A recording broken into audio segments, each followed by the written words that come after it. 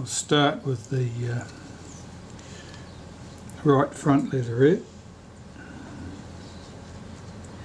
It's right as you hold the camera to use it, not right as you are facing the camera.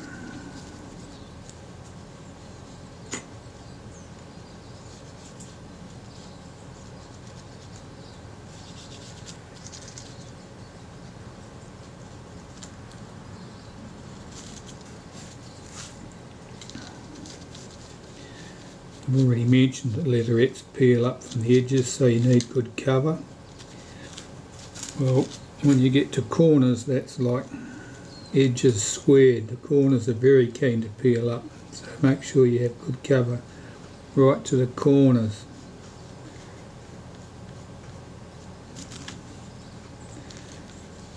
It's also likely that leatherettes don't exactly want to lie flat, because they've sat for many years with the edges already curled up. So frequently it's difficult getting them seated correctly. Right, put this to the camera body. Usually want to slide this leatherette in under this edge here.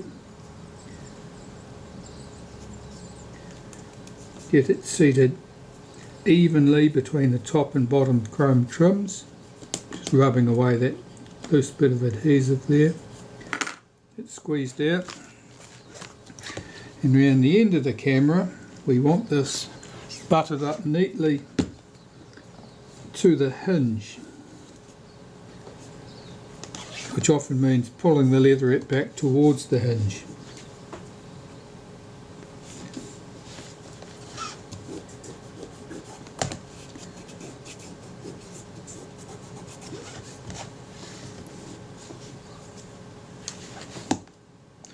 That looks pretty good. I'll just pull this leatherette up so you can slide it around on the adhesive to some extent and make sure that that's nice and square there. That's good. Now I can do the leatherette on the other side. This piece has got a little pinhole in it that I'm going to have to deal with later.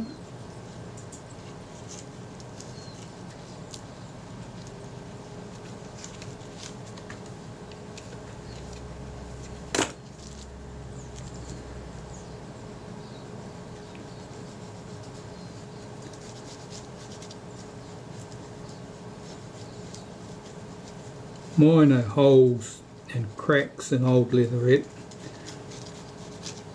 are probably not going to cause you any serious problems. They can be dealt with.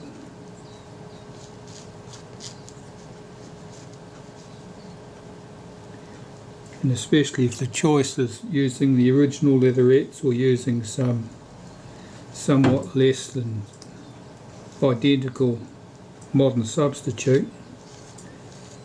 Use the original leatherettes in all cases if possible. Okay, I've got that nice and even. Let's get that on the camera.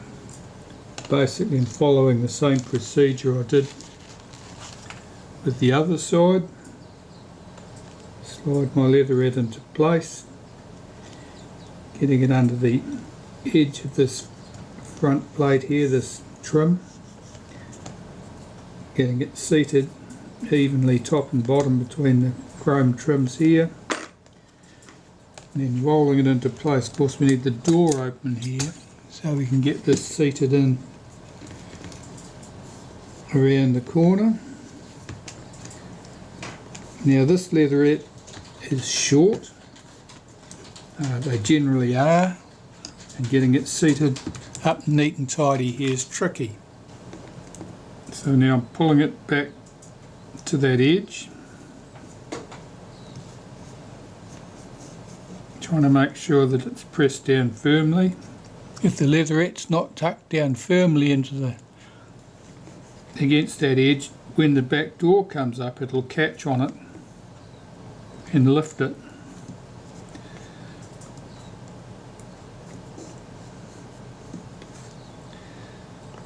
That looks pretty good. And I'll just make sure it's smooth on the front of the camera. Making sure it's fitted down firmly. particularly getting this bottom corner tucked in nice and neatly. The leatherette can twist a bit and then you can end up with an area exposed there. Try and keep it even. The leatherettes are often shrunken, but if you keep them as even as possible between the top and the bottom, you end up with two very minor and almost invisible gaps. If you let it drift all to one end, you'll end up with an obvious gap at the other end.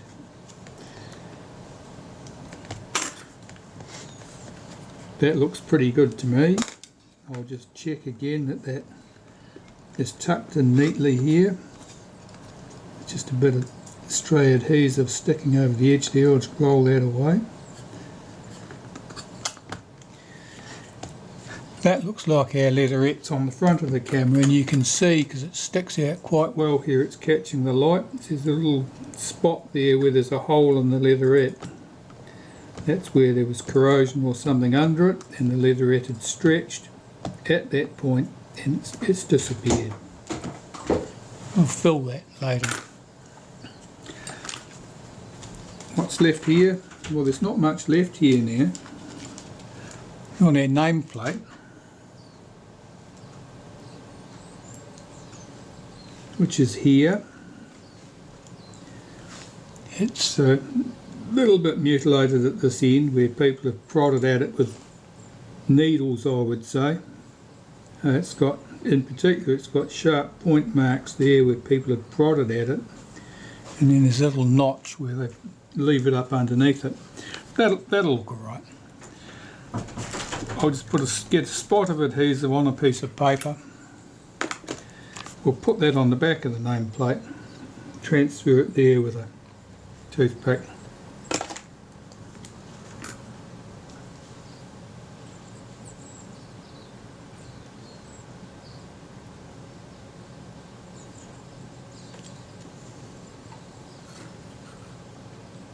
And that should fit neatly into that recess there in the front plate. Yeah, it's a little bit mutilated if you look at it really closely, but no one's going to look at it that close. Yeah, you can just see a little bit of mark right there at the end. Otherwise that's good. Alright, so that camera's dealt with now, apart from that little spot of leatherette missing, and we'll deal with that next. No, I lied, we haven't done the back leatherette yet, so we better get that in place first before we start doing the final touch-ups. So here's the leatherette from the back. There's a few bumps visible on there still, but they'll be alright. Most of those will stick down flat, so I'll just apply some adhesive here. I've also got a crack in the leatherette at this point. Need to be careful with that. But the leatherette on the back, it's a big area.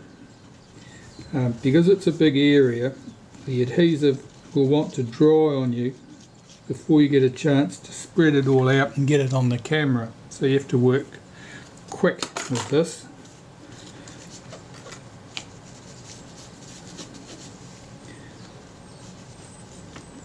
Which is why I'm being a bit generous with it.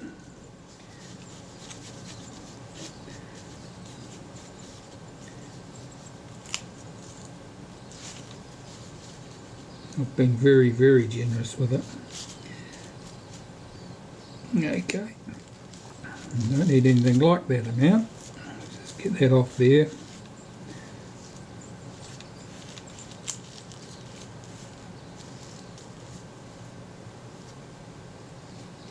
I think I've got enough there for any two camera backs really.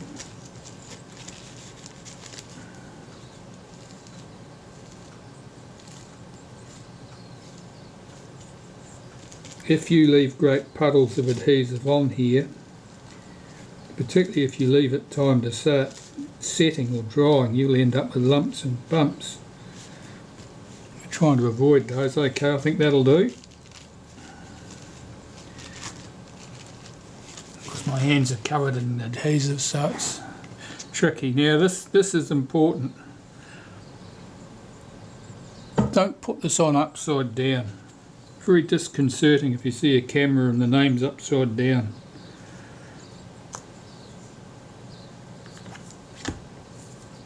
Now I'm just trying to get this thing centered up.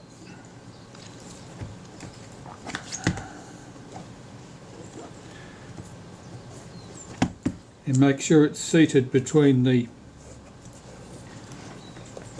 grooves here on the back, up against those black edges. It's certainly got its share of lumps and bumps, this leatherette.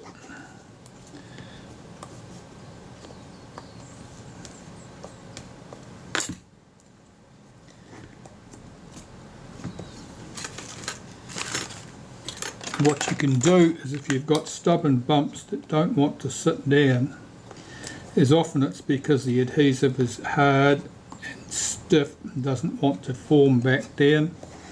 If you warm that with a hairdryer, it'll soften the leatherette enough that you can form that leatherette back down again. Of course, if you overdo it, you'll damage your leatherette. So here I'm just rubbing these surfaces with my thumb to roll off any uncured adhesive that's sneaked out, because it's much easier to get it at this stage than later.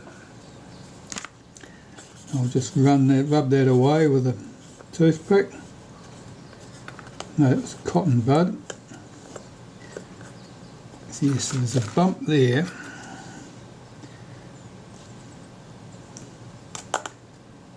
That corner's not seating in very well.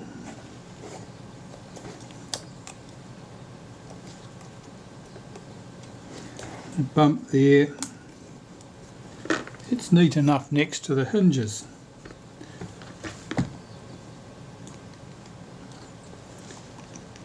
There's a crack in the leatherette right on this edge. That's not uncommon because leatherettes harden up over time. When you're peeling them off to deal with corrosion and stuff behind them, they'll often be stuck very firmly right on the corner where it rolls round that sharp edge, and as a result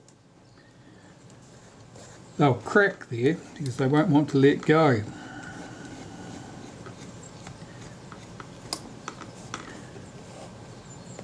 That's looking pretty good. Now I can see there's a scratch in the leatherette at this point here.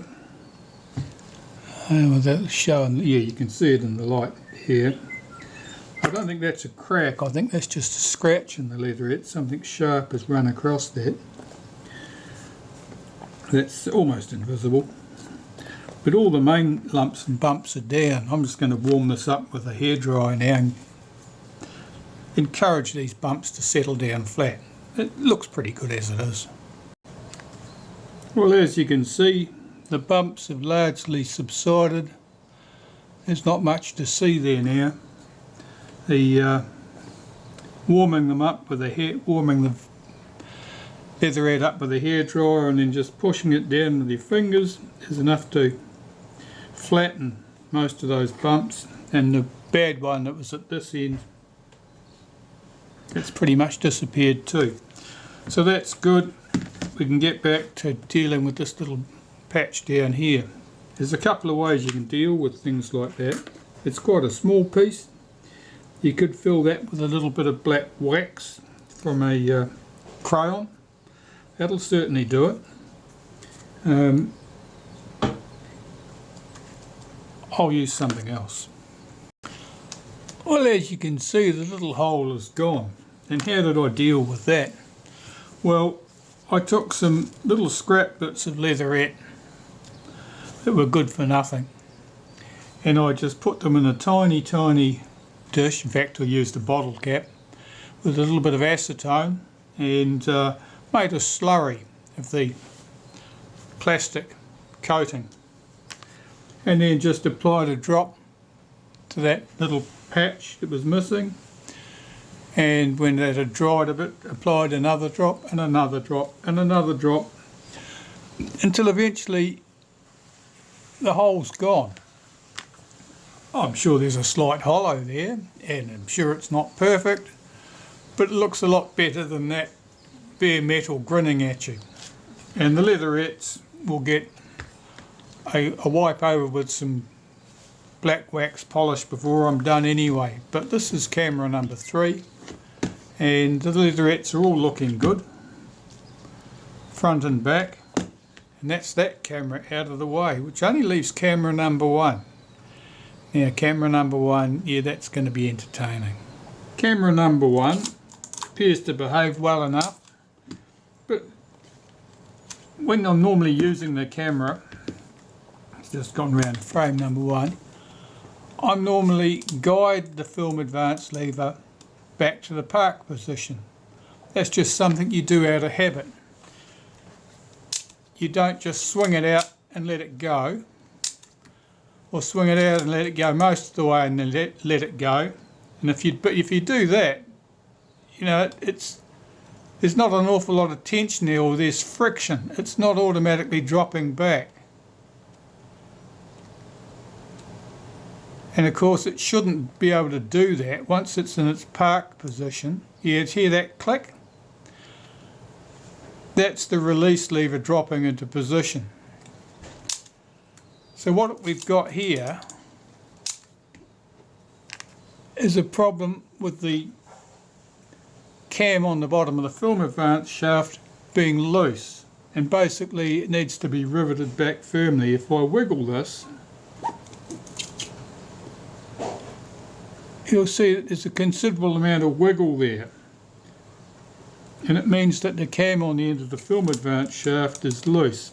And how does it get loose? Well, typically it's drop damage, and if we have a look at their film advance lever right at this point, there's a blemish there, and I believe that's where it's hit the ground, and basically that's knocked this side down, which has effectively damaged the crimp on the end of the shaft. I'll find another shaft and show you what they look like. Well, this is an advance shaft, and basically this cam here should be nice and firm on the end of the shaft like this one. And you can see in the centre there, that's where it's been crimped into place. There's two things I can do. One is I can strip the entire camera back down and replace that shaft, or I can strip it right down, take the shaft out of the camera and re-rivet it at this point, basically taking a punch and carefully punching all around the inside perimeter there until it's crimped down firmly again. Or I can attempt to crimp that down while the camera is assembled, which is less than optimal, but it certainly will work. And of course it doesn't require stripping the camera right back down, because if I strip the camera right back down, I'll have to remove the top cover, the meter, the base plate, the front of the camera, complete with the shutter, the rangefinder of course, and strip the film advance down. I might have to do that yet. I mean, that's probably 45 minutes of my time I'd rather not spend. So I'll have a go at re-riveting it in the camera and see if I get a satisfactory result. First thing I'll do is I'll set the frame count around to number 1, which will lock the film advance shaft.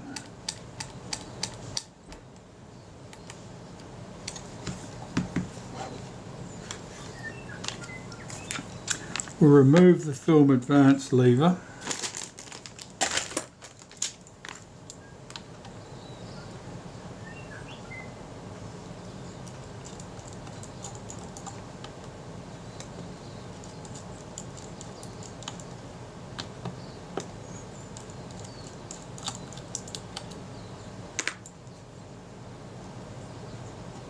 And here is the area I want to work on. Now I can see that that doesn't look like that's been tampered with before, so it's not a long-standing problem that has already been dealt to before and it didn't work. So I'll get a punch and I'll just do some light tapping around that and see if I can get that to rivet up firmly. Probably what we've got is some play in this direction and some play in this direction, a mixture. I think that the disc here has probably got a square hole through the centre and the shaft is probably squared off and then riveted over. So I'll have a go with a punch.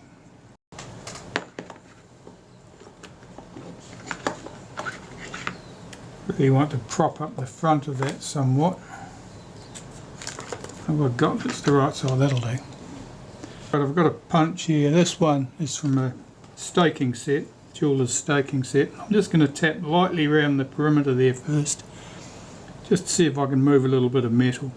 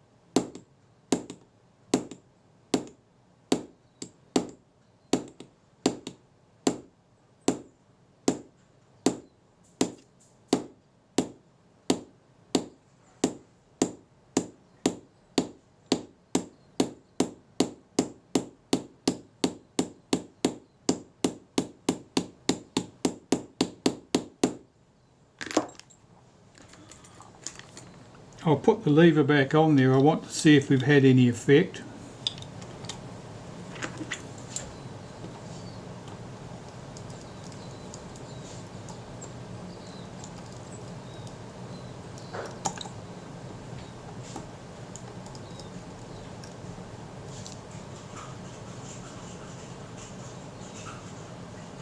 Well, there's a lot less wiggle.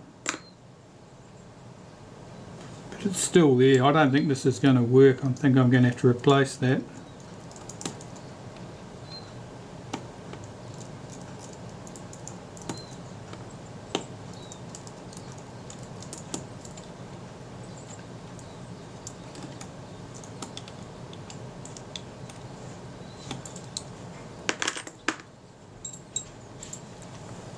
Back shortly.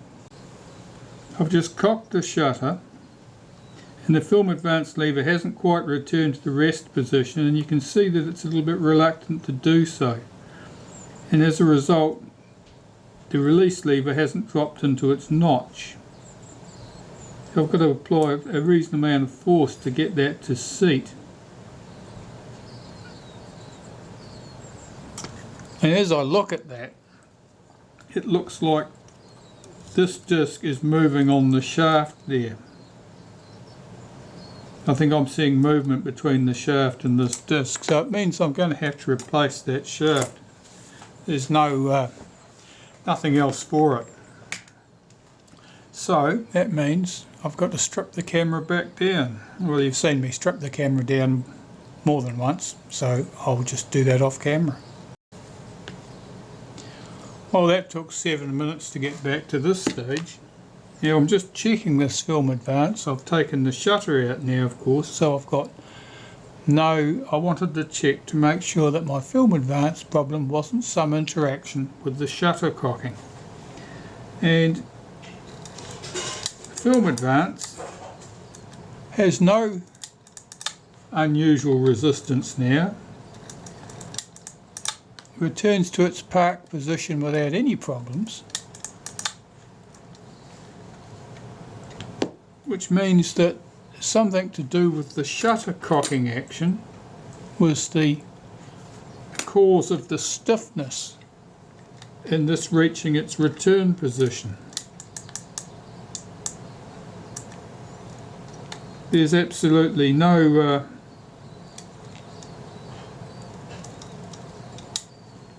reluctance here to return to the park position. as you can see, which is all very interesting.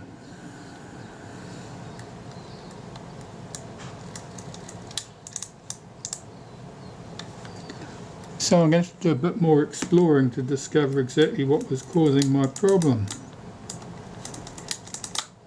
The film advance seems to be working perfectly normally. That doesn't mean that the riveting problem here is gone.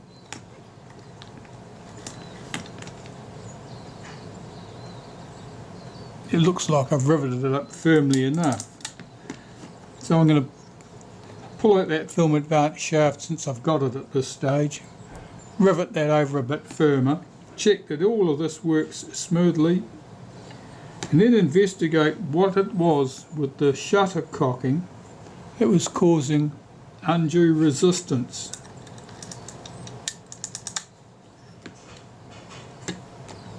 To the film advance.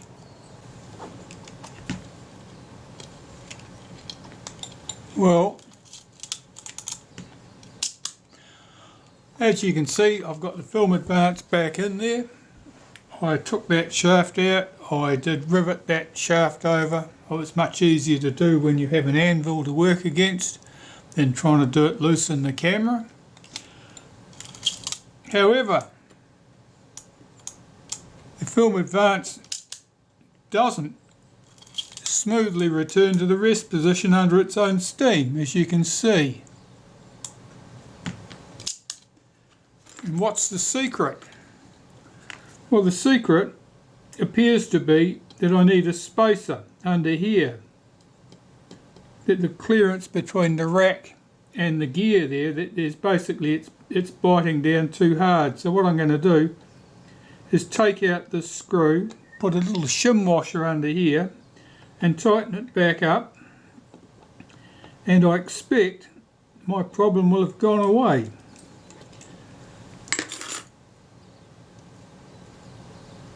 So first I'll find a shim washer, which I think I've got one here, or if I can find a container to tip things into.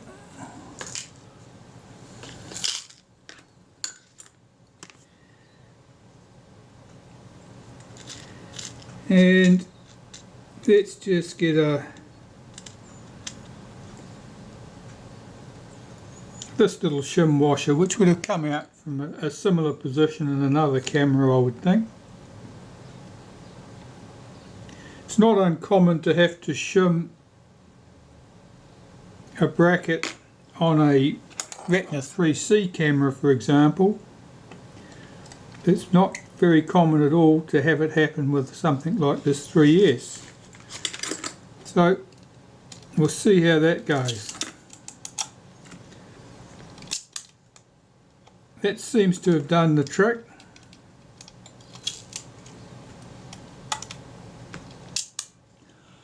So that's what it was in this case, that basically there was insufficient clearance here, and still, in fact, there's still not much clearance there. I might put another shim washer under, a slightly thicker one.